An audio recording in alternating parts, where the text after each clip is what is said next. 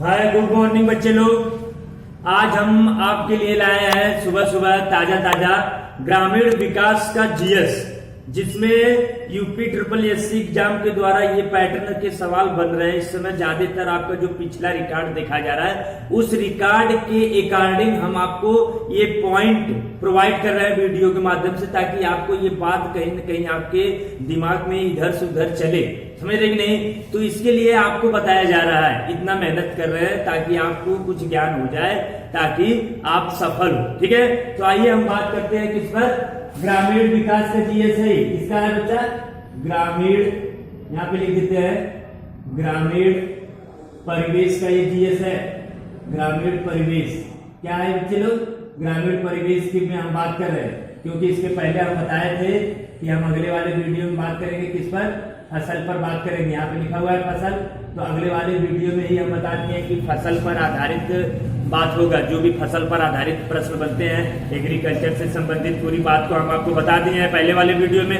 आज बात होती है फसल के बारे में कि फसल यानी कितने टाइप से खेती को किया जाता है। समझ रहे कि नहीं? रे, चेन्ना, हैवार, तो क्या, फिर उसके बाद में हम कहेंगे भूमिगत, ये सब क्या है, कैसे खेती किया जाता है, कहाँ पर कौन सी खेती किया जाता है। ठीक है, इसके बारे में बात करते हैं। तो यहाँ पर स्टार्ट पॉइंट बना देते हैं प्यारे बच्चों, ताकि आपकी बात जो है कि क्लियर हो जाए कि फसल पर बात हो रही है आज। यहाँ पे आप देखेंगे पॉइंट नंबर स्टार 1, यहाँ से सवाल बना है कि फसलों, यहाँ पे लिखा गया है फसलों का जो अध्ययन होता है उसे हम क्या कहेंगे। यहाँ से सवाल बन गए, 2 बार सवाल बने हुए हैं कि फसलों का अध्ययन यानी कि फसल का जो अध्ययन हम करते हैं उसे क्या कहा जाता है। तो क्या कहा जाता है, यहाँ पे आप देख सकते हैं एग्रोनॉमी, यानी एग्रोनॉमिक के नाम से हम उसको जानते हैं। ठीक है, तो यहाँ पे हम अंडरलाइन कर देते हैं, एग्रोनॉमी को अंडरलाइन कर देते हैं प्यारे बच्चों।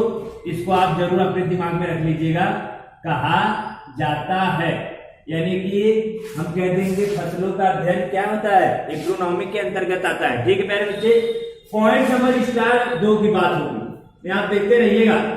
एक यहाँ पे लिखा हुआ है एक विशेष क्षेत्र में, एक विशेष क्षेत्र में एक निश्चित अवधि मतलब क्या बताए थे? समय के लिए एक ही तरह के पौधे जो लगाए जाते हैं उसी को हम क्या कहेंगे? फसल कहते हैं या फसल कहलाते हैं। यानी कि एक विशेष क्राइटेरिया में, विशेष क्राइटेरिया का मतलब विशेष जो क्षेत्र है, जो भूमि हम जिसको कहते हैं भूमि, जमीन, उस क्राइटेरिया में, एक विशेष क्राइटेरिया में एक ही तरह का और एक निश्चित समय यानी कि निश्चित टाइम ड्यूरेशन जो होता है, एक निश्चित समय मापक लेकर के उस क्राइटेरिया में जो एक ही तरह के पौधे उगाए जाते हैं उसी को हम क्या कहते हैं प्यारे बच्चों? फसल कहते हैं। ये पॉइंट क्लियर हुआ कि नहीं? फसल किसे कहेंगे, ये बात क्लियर हो गया होगा कि एक क्राइटेरिया, क्षेत्र, अपना जो पैमाइश जो क्षेत्र है उस क्षेत्र में एक निश्चित समय के लिए या एक निश्चित अवधि के लिए एक ही तरह का जो पौधा उगाया जाता है या एक ही तरह की जो खेती की जाती है उसी को हम क्या कहेंगे? फसल कहेंगे। पॉइंट नंबर 3 पर बात करते हैं प्यारे बच्चों, आइए बोर्ड पर देखते हैं। यहाँ पर हम पॉइंट नंबर 3 पर बात करते हैं। देखिएगा पॉइंट नंबर 3, यहाँ पे लिखा हुआ है कि भारत में फसली वर्ष आपका यहाँ पे सवाल बना है, यहाँ पे हम अंडरलाइन कर देते हैं। भारत में जो फसली वर्ष होते हैं प्यारे बच्चे 1 जुलाई से लेकर के 30 जून तक होते हैं। भारत में जो फसली वर्ष ईयर पूछा गया, ये कहां से कहां तक होते हैं? तो 1 जुलाई से लेकर के 30 जून। आपको ये दिमाग में रखना चाहिए कि अगर पूछा जाए कि भारत का जो फसली वर्ष है वो क्या है, तो आपको पता होना चाहिए कि 1 जुलाई से लेकर के 30 जून तक रखा गया है। ये पॉइंट क्लियर होने चाहिए, समझ रहे कि नहीं? यहाँ पर तक होता है, ये पॉइंट क्लियर हो गया। 3 नंबर पॉइंट नंबर हम 4 स्टार की बात करते हैं प्यारे बच्चों। तो देखिए लिखा हुआ है कि भारत की सबसे बड़ी खाद्य, यहां से देखिए सवाल कई बार बन चुके हैं, खाद्य फसल तो देखिए भारत की सबसे बड़ी खाद्य फसल के बारे में सवाल जियोग्राफी में भी यहाँ से बने हुए हैं। तो भारत की जो सबसे बड़ी खाद्य फसल है वो क्या होती है प्यारे बच्चों? चावल होती है। चावल, जैसे हम छत्तीसगढ़ क्या कहते हैं, चावल का कटोरा छत्तीसगढ़, समझ रहे हैं कि नहीं? तो चावल जो है कि भारत का, यानी हम संसार का भी कह सकते हैं। देखिए नीचे लिखा हुआ है, तो यहाँ पे भारत की जो सबसे बड़ी खाद्य फसल है वो क्या है प्यारे बच्चों? चावल होता है। क्या होता है? यहाँ पे अंडरलाइन कर देते हैं, ये पॉइंट आप क्लियर कर लीजिए। क्या होता है? चावल होता है। अब स्टार नंबर 5 स्टार हो गए। तो आपका पूछा गया है संसार में सर्वाधिक, पूरे संसार में सर्वाधिक क्षेत्रफल पर उगाई जाने वाली फसल कौन सी है? सर्वाधिक फसल उगाई जाने वाली कौन सी है संसार में? तो क्या है प्यारे बच्चों? चावल है। चावल सर्वाधिक उगाया जाता है पूरे संसार में। चावल की खेती अधिक मात्रा में हेक्टेयर में हम कह सकते हैं होती है, इसलिए जो है कि हम कहा जाएगा कि भारत में ही, संसार में ही इसका सबसे अधिक क्षेत्रफल की मात्रा में इनकी खेती होती है, या एक फसल उगाए जाते हैं। ठीक है प्यारे बच्चों, अब जो बात होगी वह होगी फसलों के जो महत्वपूर्ण तथ्य है, यानी कि फसल कितने प्रकार से कैसे कैसे खेती की जाती है। देखते हैं कहीं कहीं झूमी कृषि होती है, कहीं कहीं जंगलों को काट करके जला करके वहां एक निश्चित अवधि के लिए कृषि किया जाता है, कहीं कहीं पानी के संसाधन नहीं रहते तो वहां पर किस कृषि के अंतर्गत हम उसको रखते हैं, समझ रहे हैं कि नहीं? फिर हेवार तुग्या कृषि क्या है, तो ये सब बारे में आपको बताया जाएगा जस्ट अभी। आइए बोर्ड पर देखते हैं। पहला पॉइंट नंबर 1 देखिएगा यहाँ पर, स्टार पॉइंट 1। ये पॉइंट आपके एग्जाम में हमेशा पूछे जाते हैं कि फसल चक्र, ये क्या है? फसल चक्र है। ये हेडिंग है एक प्रकार से, फसल चक्र। यहाँ पे हम अंडरलाइन कर देंगे फसल चक्र, जिनको क्या कहा जाता है? Crop rotation. क्या कहेंगे प्यारे बच्चे? क्रॉप रोटेशन इंग्लिश में कहा जाता है। ये होते क्या है? एक निश्चित, यहाँ पे अभी हम बताएं आपको, एक निश्चित के दौरान या एक निश्चित समय के दौरान, एक निश्चित, यहाँ पे लिख देते हैं समय के दौरान, एक निश्चित समय के दौरान फसलों को, एक निश्चित समय के दौरान फसलों को इस प्रकार बोना की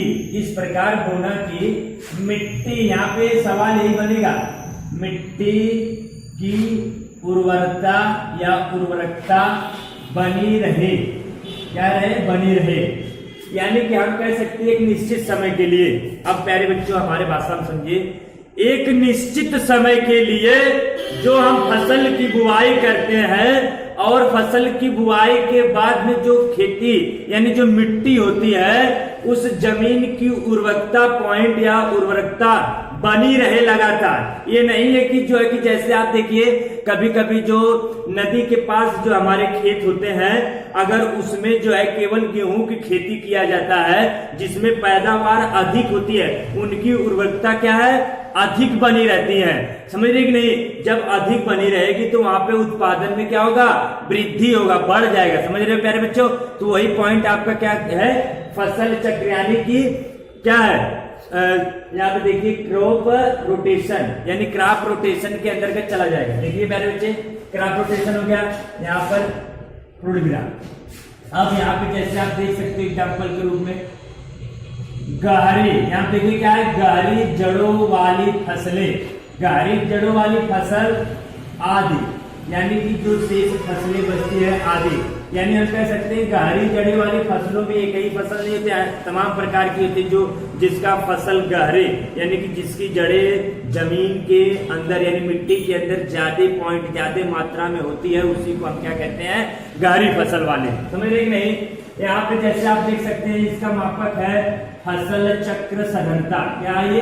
फसल चक्र सघनता, जिसको हम कहते हैं CRD, यानी क्रॉप रोटेशन डिवीजन, या हम इंस्टीट्यूट के नाम से भी हम इसको जानते हैं। समझ रहे कि नहीं? यहाँ जैसे आप देख सकिए बराबर CRD बराबर या CRI बराबर फसलों की संख्या वटे में वर्ष गुणे में 100% हम रखते हैं। समझ रहे नहीं? इससे क्या भी पता चलेगा आपको? जैसे पता चलेगा प्यारे बच्चों, अगर हम कहते हैं फसलों की संख्या, हम कहते हैं एक वर्ष में हम 2 फसल का पैदावार करते हैं, एक वर्ष में हम 2 फसल की पैदावार करते हैं। जैसे हम कहते हैं कि हम जो है कि आलू की खेती करते हैं और प्याज की खेती करते हैं, और एक साल में अगर 2 पॉइंट यानी कि जो खेतियां होती हैं, कई लोग मतलब कि छोड़ देते हैं, कई लोग 2 बार 3 बार खेती करते हैं, तो उसी को कहा जाता है कि फसल की सघनता का जैसे मापक होता है कि जैसे फसलों की संख्या अगर हम कहते हैं एक वर्ष ले लेते हैं, हम फसल मतलब एक वर्ष में 2 फसल किए, 2 फसल किए हैं कितने वर्ष में, 1 वर्ष में, तो गुणे यहाँ पे हो जाएगा, तो यहाँ पे हो जाएगा CR, देखिए CRI बराबर 2/1 गुणे 100, तो आपका सीधे सीधे कितना हो जाएगा 200%, यानी कि 200% की उर्वरकता बनी है आपकी, जो है कि 2 बार खेती की है उसके बावजूद भी बनी है। समझ रहे कि नहीं, जो CRD है या CRI है, समझ रहे हैं। अब हम बात करते हैं एकल, यहाँ पे स्टार्ट पॉइंट, यहाँ पर अब नेक्स्ट बनता है, यहाँ पे 1, यहाँ पे 2, एकल संचयन। यहाँ से सवाल देखिए बने हैं, एकल संचयन को कहा जाता है मोनोक्रॉपिंग। क्या कहा जाएगा, मोनोक्रॉपिंग। यहाँ पे देख सकते हैं बोर्ड पर लिखा हुआ है मोनोक्रॉपिंग। क्या है मोनोक्रॉपिंग? मोनोक्रॉपिंग में बच्चे लोग होता है कि जिन क्षेत्रों में यानी जिन क्राइटेरिया में एक वर्ष में सिर्फ एक फसल उगाई जाती है, उसी को क्या कहेंगे, एकल संचयन कहेंगे। जैसे हम कह सके जिन क्षेत्रों में बहुत से ऐसे क्राइटेरिया है, बहुत से ऐसे क्षेत्र हैं जहां पर कि एक वर्ष में सिर्फ एक ही फसल उगाई जाती है, वहां पर जैसे बाढ़ आ जाने की संभावना अधिक हो जाने के कारण से हम दूसरी फसल का उत्पादन नहीं कर सकते, उसी को हम क्या कहते हैं, एकल फसल कहते हैं, मोनोक्रॉपिंग कहते हैं। ठीक है प्यारे बच्चों, अब पॉइंट नंबर स्टार की नेक्स्ट पॉइंट होगी बात, यहाँ पर देख सकते हैं स्टार नंबर आपका 3 आ गया पॉइंट नंबर। अब यहाँ पे लिखा गया है एकल कृषि, यह एकल संचयन था, ये एकल कृषि है प्यारे बच्चों। यहाँ पे पॉइंट नोट करिएगा, एकल क्या है, कृषि है। इसको हम देखो मोनोक्रॉपिंग कहते हैं, ये मोनोकल्चर है। ये क्या है, मोनोकल्चर है। यहाँ पे बोर्ड पर देख सकते हैं मोनोकल्चर है ये। मोनोकल्चर में क्या होता है कि जिन क्षेत्रों का उपयोग, यहाँ पे देख सकते हैं क्षेत्र, जिन क्षेत्रों का उपयोग केवल प्यारे बच्चे एक ही फसल बोने के लिए किया जाता है, यानी कि हम कह सकते हैं कि बाबू एकल कृषि किसे कहेंगे, जिन क्षेत्रों का उपयोग केवल एक कृषि बोने के लिए किया जाता है, और एक बार देखिए यहाँ पे फसल बोने के लिए एक बार किया जाता है, क्या, एक ही फसल बोने के लिए केवल प्रयोग किया जाता है, उसी को हम क्या कहते हैं, एकल कृषि कहते हैं। जिन क्षेत्रों का उपयोग केवल एक ही फसल बोने के लिए प्रयोग किया जाता है, यानी जो क्षेत्र, ऐसे कौन से क्षेत्र हैं जिनका एक ही फसल बोने के लिए प्रयोग किया जाता है, तो आप देखते हैं पश्चिम बंगाल साइड में जाएंगे। यहाँ पे आइए देखते हैं, जैसे में यहाँ पे देखिए जैसे लिखा हुआ है, जैसे असम है वह पश्चिम बंगाल, असम में जाएंगे या पश्चिम बंगाल साइड में जाएंगे, वहां उस क्षेत्र क्राइटेरिया में क्या बोली जाती है, केवल चाय बोने वाली खेती होती है। केवल किसकी खेती होती है प्यारे बच्चों, चाय बोने वाली खेती होती है, जो चाय उगाई जाती है आपके क्राइटेरिया में, वहां पर केवल एक यहाँ पर बोने की आवश्यकता पड़ती है, क्योंकि हमारे यहाँ पर एकल कृषि में बोला गया है कि जिन क्षेत्रों का उपयोग केवल एक ही फसल यानी एक ही फसल बोने के लिए किया जाता है, उसी को एकल कृषि कहते हैं। जैसे आपका असम हो गया, पश्चिम बंगाल साइड में चाय बागानों की खेती होती है। ठीक है प्यारे बच्चों, तो आज के लिए इतना ही। अब हम नेक्स्ट वीडियो मिलते हैं कल। Thank you.